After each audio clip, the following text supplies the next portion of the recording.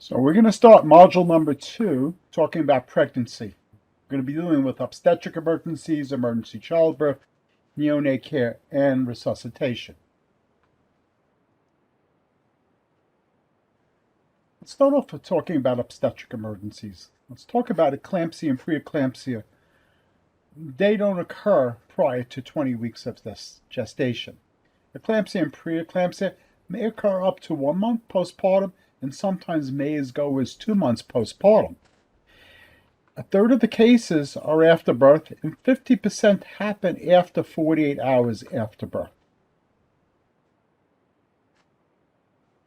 Let's talk about the laying clamping of the umbilical cord, and we can do that up to 1 minute after uncomplicated deliveries if it's safe to do so.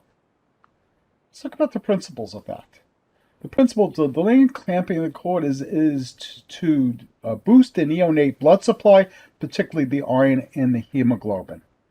Very important, because the benefits are many, including decreasing iron deficient anemias, increasing iron stores, and has very valuable effects that extend beyond the newborn period, including improvements in long-term neurodevelopment.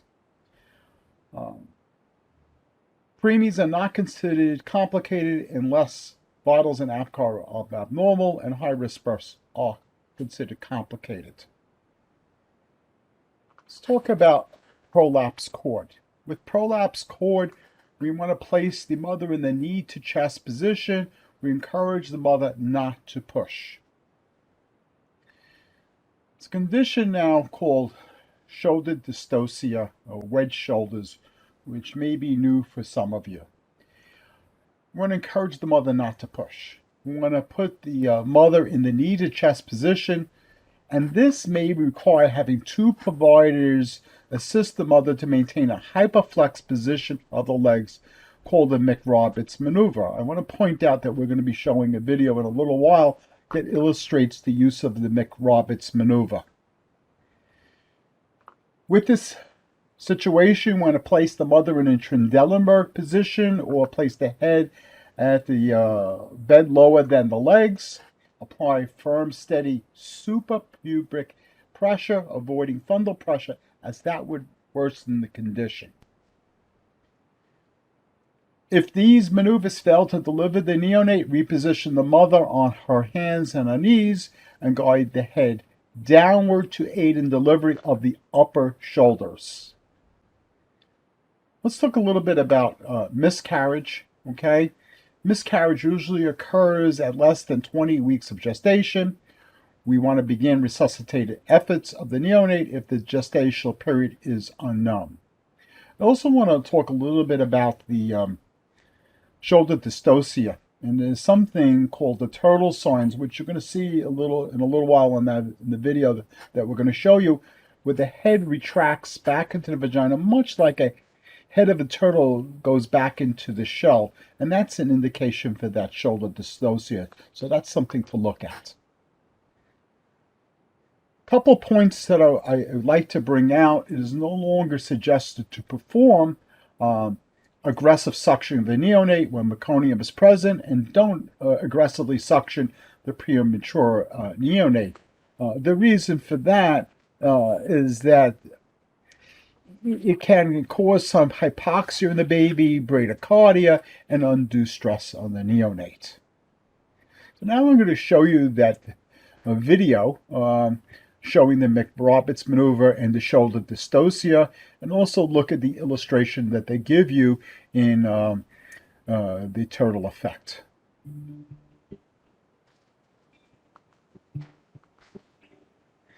A common complication that can happen during childbirth is shoulder dystocia. Shoulder dystocia occurs when the anterior shoulder of the fetus becomes lodged behind the pubic symphysis. An example that is used to describe this would be a truck driving through a low-hanging bridge.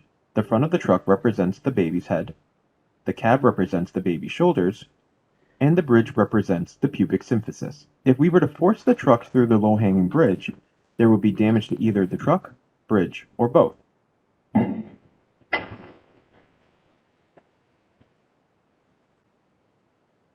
The The most common maneuver to resolve shoulder dystocia is known as the McRoberts maneuver. The American College of Obstetricians and Gynecologists guidelines recommends the use of the McRoberts maneuver as the initial maneuver to resolve shoulder dystocia. It is a simple, logical, and effective maneuver that has been proven to resolve a considerable amount of shoulder dystocia without additional obstetrical maneuvers. How does a provider recognize shoulder dystocia? Turtle sign is a clinical sign of fetal shoulder dystocia. The head bobbing, emerging, and then pulling back has a similar look to the turtles going in and out of its shell. How to perform the McRoberts maneuver. Both maternal feet are pushed towards the head.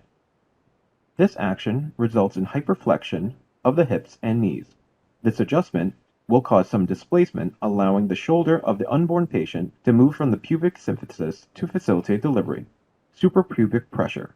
The additional use of suprapubic pressure in conjunction with the McRoberts maneuver allows for a greater success rate of delivery. The technique is similar to that of chest compressions, except the pressure is applied suprapubically and not over the chest, also not over the fundus. This will direct the pressure on the anterior shoulder both downward and laterally. Essentially, the pressure is pushing the unborn patient's shoulders downward to clear the pubic symphysis and ultimately facilitate delivery when used in conjunction with the McRoberts maneuver. Okay, so now let's talk about neonatal care and resuscitation. This protocol applies to neonates within 1 hour after birth. So for CFRs and all-level providers, we want to warm, dry, and stimulate the neonate. Okay, babies breathe because they're warm and dry. Logic is that the studies have shown that most neonates will recover on their own. This will reduce the incidences of unneeded trauma due to unnecessary resuscitation. So 1 minute after birth, assess the neonate. If there's poor ventilatory effort and poor tone, stimulate the breathing by rubbing the lower back and flicking the soles of the feet. We want to ventilate at a rate of 40 to 60 breaths per minute with room air if the neonate has any of the following: persistent central cyanosis, respiratory rate of less than 30 breaths per minute, and a heart rate of less than 100 beats per minute. After 2 minutes after birth, assess the neonate's heart rate and perform the following.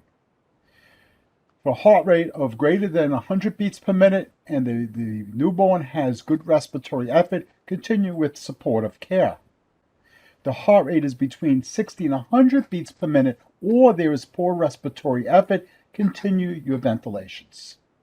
If the heart rate is less than 60 beats per minute after 30 seconds of providing ventilations, then start compressions, while continuing ventilations in a 3-to-1 compression to ventilation ratio.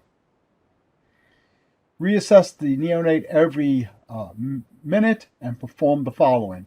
If the heart rate is greater than 60 beats per minute, do not perform chest compressions and continue ventilating at a rate of 40 to 60 beats per minute unless the heart rate goes beyond or is greater than 100 beats per minute. Provide supplemental oxygen. Do not perform ventilations or compressions when all the following are present with a heart rate of 100 beats per minute. Now let's talk about pulse oximetry in a neonate. And this is very interesting. So at birth, there is some openings in the baby's heart, okay, and that usually will close up after birth. And one of it is called patent ductus arteriosus, which will close within first several hours after birth, up to 72 hours. So what's interesting about this, okay, there's what we call the preductus and postductus. The preductus is on the right side of the heart. The postductus is on the left side of the heart. By putting the pulse oximetry on the right hand or the right earlobe, we get a better reading. On the left side, there may be a 10% difference in the reading. So if possible, obtain a pulse oximetry on the neonate's right hand, administer oxygen via non-rebreather if the SpO2 is below the predicted values. So now let's go through the predicted values that we see in this table here.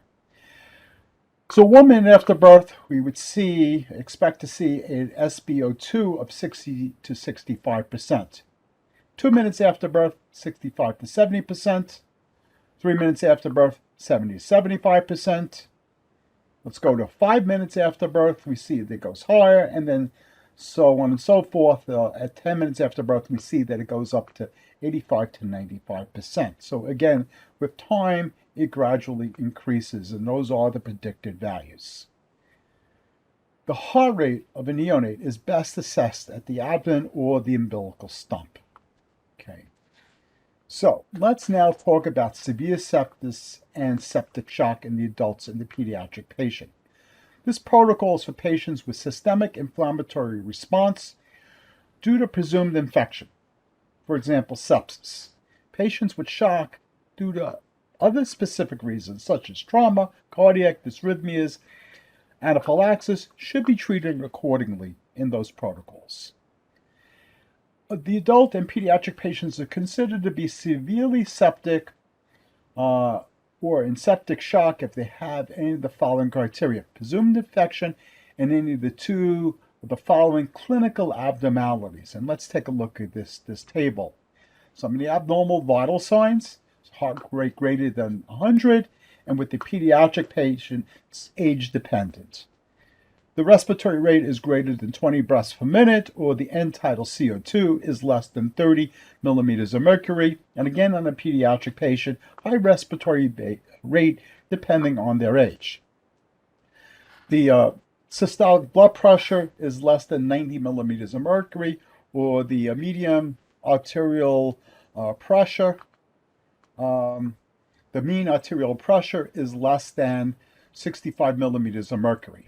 Skin signs: tactile fever or hypothermia, or temperature are greater than 100.4 degrees Fahrenheit or 38 degrees Celsius if we do have a thermometer available. Other things that we're going to look for is altered mental status, okay, both in the adult patient and pediatric patient. The pediatric patient will look at also lethargy and irritability. And there are some blood values. Again, we're not going to see this pre-hospital care, but we are going to see signs of poor perfusion. Now let's go to stroke, cerebral vascular accident in an adult and pediatric patient, which has changed. The total time from onset of the patient's symptoms to EMS contact is now less than 24 hours. We want to ascertain the patient's last known well, LKW. We want to make radio notifications for stroke centers. We want to obtain a blood glucose level and treat the following. If the glucose level is less than 60, we want to evaluate for possible stroke using the NYC SLAM scale. We want to determine each component and total score of the NYC SLAM scale by interviewing the patient, the family, and the bystanders. We want to determine that last known well and the exact time the patient was their usual state of health and last seen without symptoms. This is different from the time of symptom onset. If the patient has an SLAM score of greater than 4, they're going to contact online medical control for a transportation decision unless the patient has at least one of the following exclusion criteria. And I'm going to go through them.